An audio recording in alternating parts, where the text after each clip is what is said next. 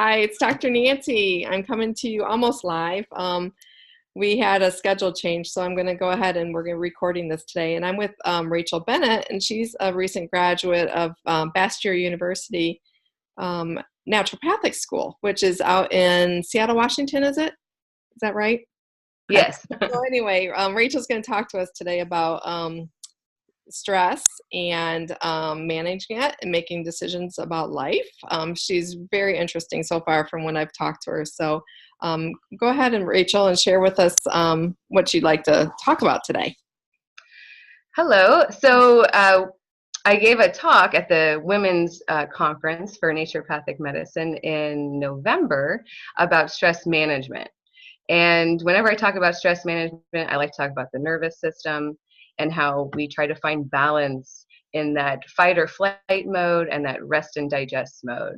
And we can tell our bodies to go towards rest and digest just through deep breathing. And there's different ways for you to find relaxation and get in that wave of calm and balancing that fight or flight, which we usually go through our day in. And it's different for everybody. For naturopathic medicine, it's all about individualized treatment plans and what works for you, because what works for you may not work for someone else. And so finding that thing that can calm you down the most efficient way is something to harness and go towards. And for me, it's deep breathing and really focusing on my breath. Yeah, it really calms you down when you do take the breath in and all. Do you have like a technique that you use that you do it? They say do the count for 6 in and 6 out, or 4 in and 6 out. And when I really try to focus on that, the numbers never add up for me. And I feel like I'm struggling and it stresses me out more that I'm not catching on. So I just focus on the exhale, because the exhale is what stimulates the vagus nerve, which is the nerve that runs that parasympathetic, that calm state in our body. So I'm regulating my nervous system by focusing on that exhale. And so I'll just inhale, get that deep breath, hold it for a second maybe, and then just really let it go. And if I'm in public, I'm not going to just really let it go, but I will, kind of control it a little bit more, but make sure I'm exhaling all that air out. And it just really feels great. So is it just the lungs? Do you fill your stomach, or what do you do? Yeah, I like to expand my rib cage, but it's about staying comfortable and not trying to do a certain thing, and like I have to make sure I'm tucking my abdomen in on the exhale. No, it's what do I feel comfortable doing? And then I let it happen, and not, if you get caught up on the details and being perfect, right, then it's really easy to then go back in that fight or flight mode and get agitated. Maybe that's my problem with yoga. It's like be perfect. Yeah, I'm trying to do the perfect breathing and I end up messing up. So it's over for me. But it's the little tweaks. It's and each time you feel a little bit closer, a little bit more comfortable in that position, and you feel a little bit stronger. And that gives you the confidence to then step into it again. And the uncomfortable is where we really grow.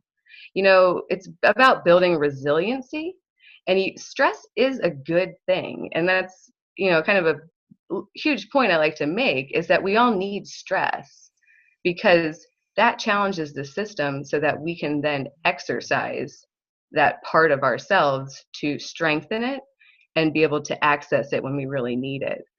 A lot of people come to me and they're like, what do I do for stress management? I'm under all these demands and everything like that, and I give them tools, but what I really want is to catch people before they're in that overwhelmed state, and they can learn what works for them and practice and exercise it, so that when those demands become overwhelming, it's an automatic thing that they can go to, and it feels more comfortable. It's something they've strengthened, and they remember it, and they'll go to it more readily. Whereas if you're in a panic state, you don't even think about it. It doesn't even occur to you to take a deep breath, unless you've really been practicing it and harnessing that and strengthening that part of yourself. Is there any other little tools they can do if they're really stressed out? If people like prayer, Mhm. people have sayings, people have mantras, um, or people like to just exercise. I have a time with my dog every day where we go out on a walk, and just being in nature, I feel like grounds me, and knowing I'm going to do that every day. And when I don't, I notice how it's something I need now, because it really helps me step outside of the day.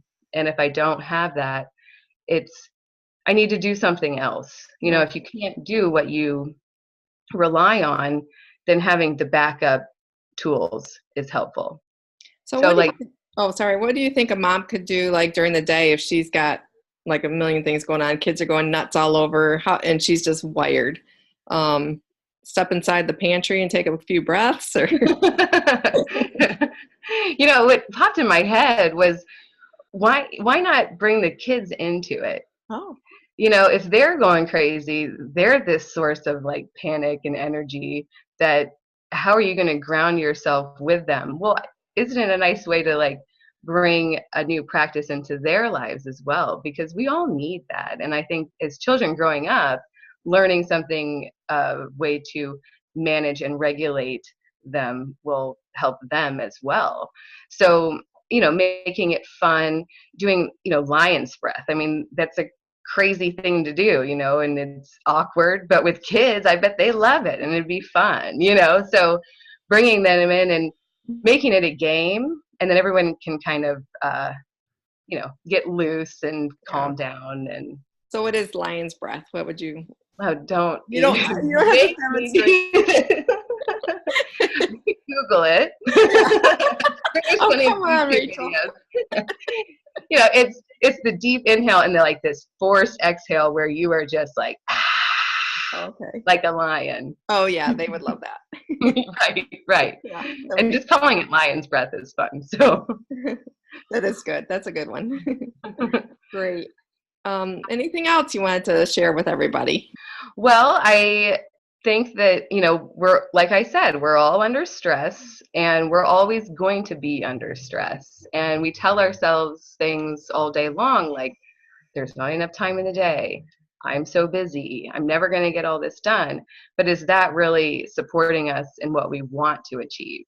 And what I find myself really striving to do is when I say, oh my God, I'm so busy, I say, oh my goodness, I am so productive. If I'm busy, that means I'm doing things, I'm being productive. And I think that's more of a positive way for me to see it. And it motivates me and it gets me out of that stress state of I'm overwhelmed. And so how can you, if you notice you're saying things that are negative or not as supportive as they could be and engage yourself, then how can you reframe that and write it down if it helps and rewrite it in a different way and try to focus on that more positive, motivating, I can attitude. And it can be very challenging when you are in it and you are so stressed and you're so overwhelmed. You're just like, I really can't, you know. But that's why building the practice can be so helpful. And then you can just harness those tactics and those tools a lot more readily. Having a way to remind yourself, it's different for everyone. And working with your clinician and whoever supports you on coming up with things that work for you and talking about it. Social support is huge. We're social beings and we need that. And I think it really helps us connect with others, but also feel supported, feel like we're not crazy and, a totally different beast. It's like, no, everybody is going through the same stuff.